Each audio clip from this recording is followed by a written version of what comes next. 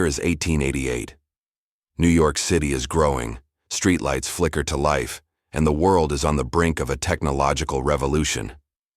But behind the glow of progress, a battle is raging, one that will shape the future of electricity and determine how the modern world is powered. On one side stands Thomas Edison, the brilliant inventor who has already illuminated America with his incandescent light bulb. On the other, Nikola Tesla, a visionary whose ideas seem almost too radical to be real. Their fight isn't just about business or fame. It's a war over the very nature of electricity itself, direct current versus alternating current. The winner will decide how power is delivered to every home, factory, and city in the world. Edison, already a household name, was known as the Wizard of Menlo Park. His direct current or DC system was taking over cities, with electric grids spreading across America. Edison was a relentless businessman, a master of publicity, and someone who saw DC as the future of electricity. But direct current had a fundamental problem. It couldn't be transmitted efficiently over long distances. The further it traveled, the more power it lost, making it costly and impractical for large-scale use. Enter Nikola Tesla, a Serbian immigrant who had once worked for Edison, but had an entirely different vision of electricity. Tesla believed in alternating current, or AC, a system that allowed electricity to travel vast distances with minimal energy loss. Unlike DC, which required power stations every few blocks, AC could be transmitted hundreds of miles from a single power source.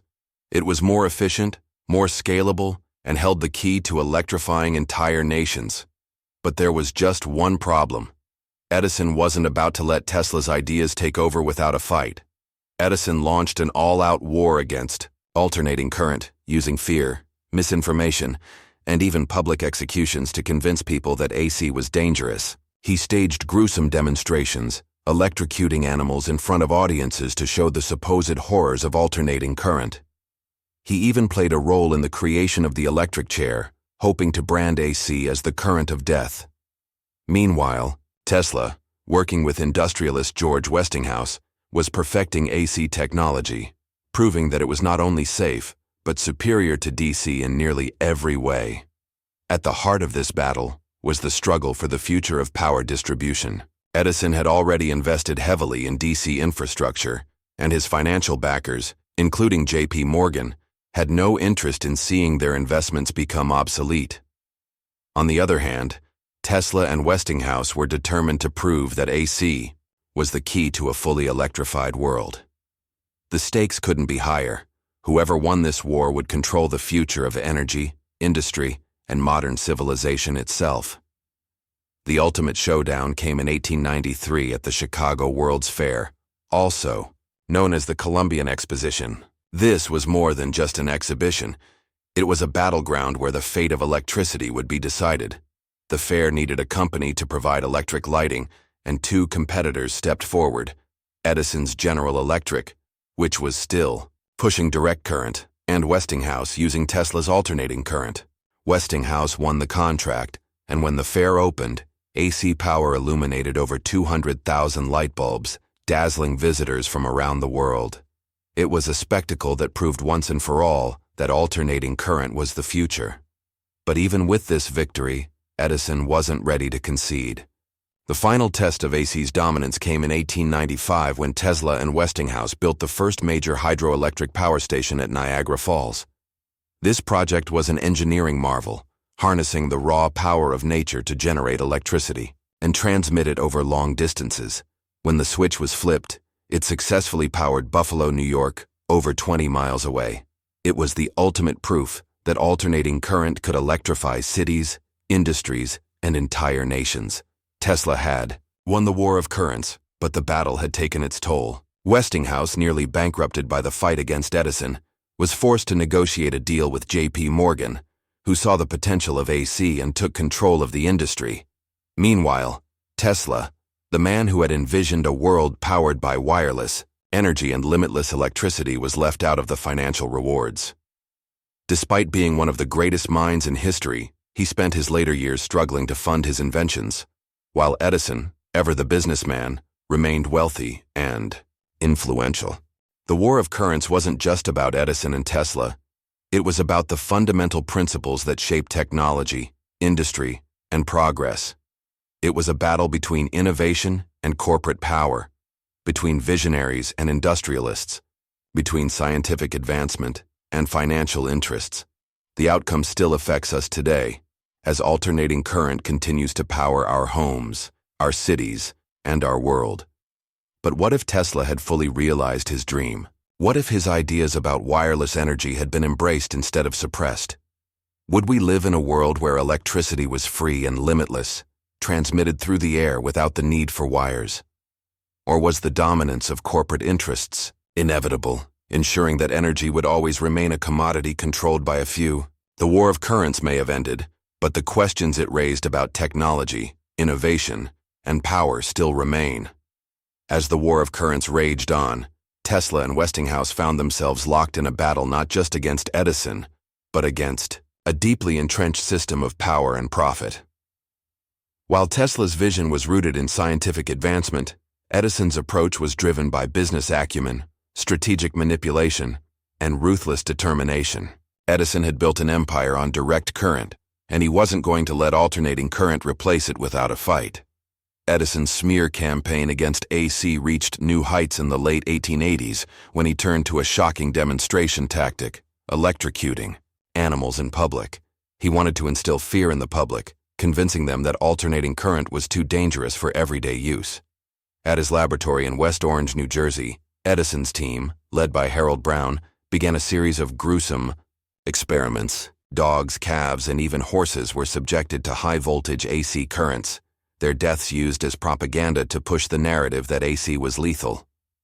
But the most infamous of these public executions came in 1903 with the electrocution of Topsy, a circus elephant that had been condemned to death after killing a handler who had reportedly abused her. Edison's team arranged for the execution to be filmed, using AC voltage to kill the animal in front of a live audience.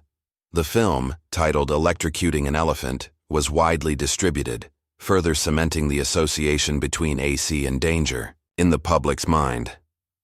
But despite these brutal tactics, Edison's campaign was failing. While Edison and his backers were trying to control public perception, Tesla and Westinghouse were focused on proving that AC was not only safe, but also the superior technology. The 1893 Chicago World's Fair had demonstrated AC's ability to power an entire event with stunning efficiency. But there was still one final test. Could AC power an entire city?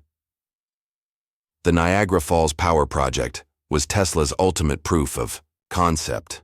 The idea of using the immense energy of the falls to generate electricity had been discussed for decades, but early attempts using mechanical power had failed. The challenge was finding a way to convert the raw power of the water into usable electricity that could be transmitted over long distances. Tesla's polyphase AC system was the key. Westinghouse, with Tesla's patents, won the contract to build the power plant. It was a massive undertaking, involving some of the most advanced engineering of the time. When the plant was completed in 1895, it successfully transmitted electricity over 20 miles to Buffalo, New York. For the first time in history, an entire city was powered by electricity generated from a remote location. The success of the Niagara Falls project marked the end of the war of currents. AC had won, but victory came at a cost. Westinghouse, financially strained from the battle against Edison's DC empire, was forced into a difficult position. In order to continue expanding the AC network, he needed more capital, and J.P. Morgan, the most powerful financier in America, saw an opportunity. Morgan orchestrated a deal that forced Westinghouse to buy out Tesla's patents at a fraction of their value, effectively cutting Tesla out of the enormous profits that would follow. Tesla, who had once been poised to become one of the most influential figures in the energy industry, walked away with far less than he deserved. Westinghouse, despite his victories, found himself overshadowed by the growing power of Morgan-backed General Electric. Edison, though his DC system had lost, remained a wealthy and influential businessman, adapting his career to focus on other inventions. Meanwhile, Tesla moved on to his next great dream: wireless power.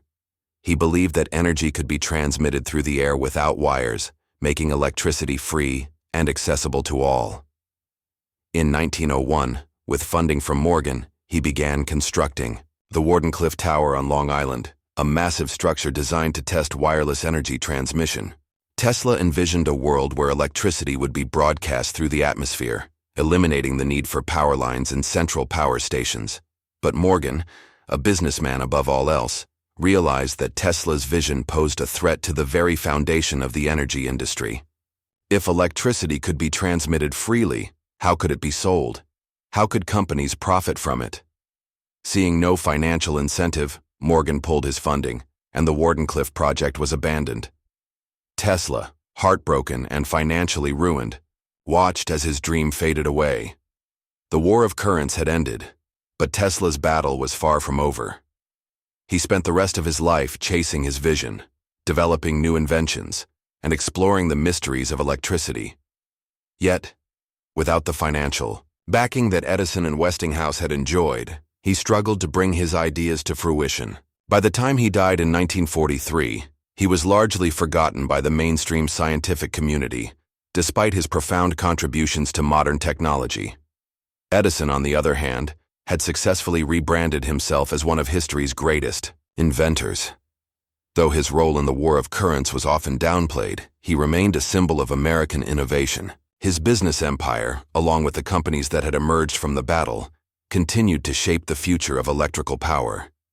But what if Tesla had succeeded? What if Wardenclyffe had been fully developed, and wireless energy had become a reality? Would we live in a world free from power grids and electric bills, where energy flowed freely to all, as Tesla had envisioned? Or was the corporate control of electricity inevitable, ensuring that power would always remain a commodity rather than a universal right? The legacy of the War of Currents is still felt today. The battle between innovation and corporate interest, between visionaries and industrialists, continues to shape the world of technology.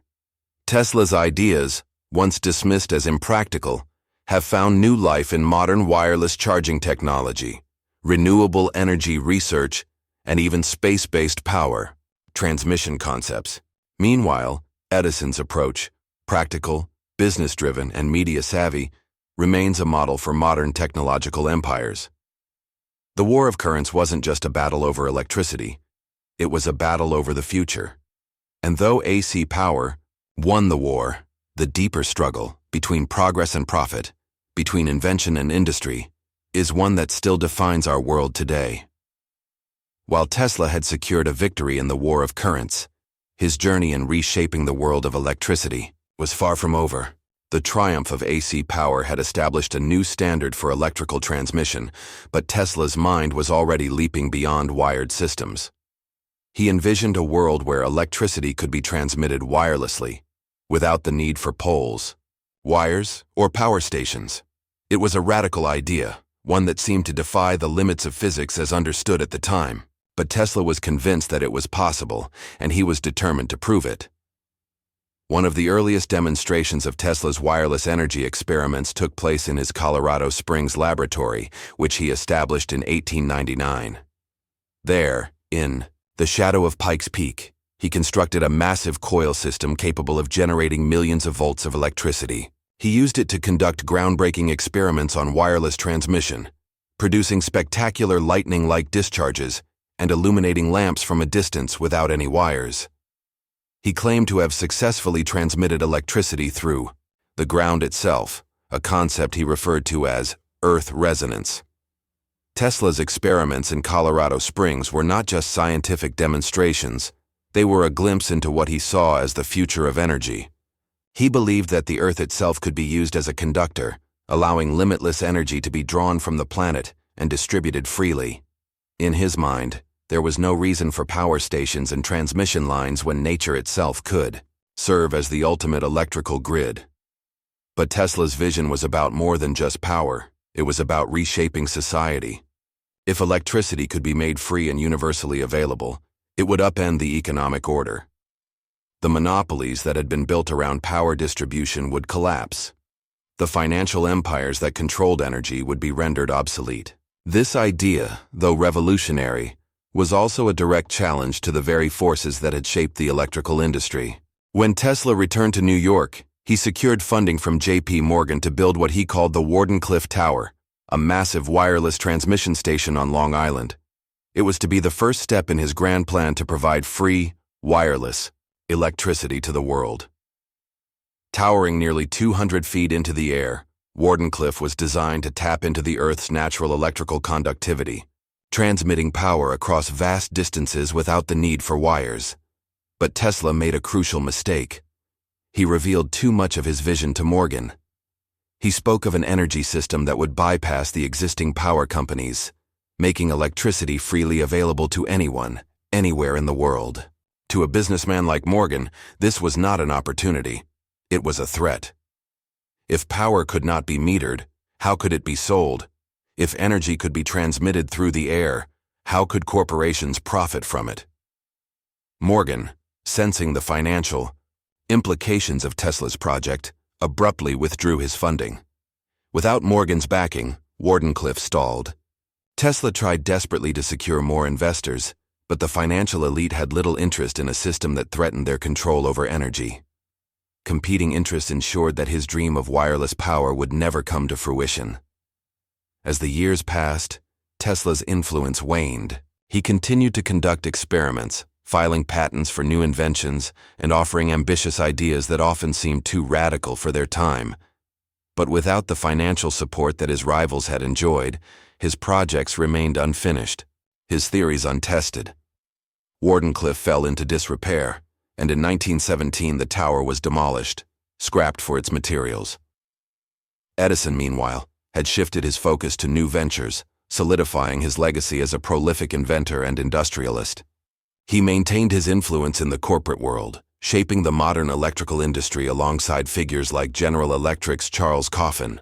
The war of currents had ended in Tesla's favor, but the battle for control over energy had ultimately been won by those who understood the power of business over innovation. Tesla's final years were marked by both brilliance and hardship. He continued to propose new ideas, some practical, others fantastical. He spoke of harnessing cosmic energy, of developing new propulsion systems, even of communication with extraterrestrial life. But as the world moved forward, Tesla became a relic of a bygone era, his genius overshadowed by the industrial giants who had capitalized on his discoveries. When Tesla died in 1943, he was largely forgotten by the public. His achievements had been buried beneath the successes of those who had built fortunes on his ideas. Yet, in the decades that followed, interest in his work resurged. Today, Tesla is celebrated as a visionary, a man ahead of his time, whose ideas continue to inspire scientists, engineers, and futurists. His name has been resurrected in modern technology, from Tesla Motors to wireless energy research, proving that while he may have lost the battle for financial dominance, his influence endures in ways that even he might not have imagined. The war of currents was not just a battle over electrical systems. It was a battle over the future of technology itself, over whether progress should be driven by pure innovation or by financial control. In the end, it was a mixture of both that shaped the world as we know it. Tesla and Edison were two sides of the same coin, one a dreamer, the other a strategist. Together, they defined the age of electricity, setting the stage for the modern technological world.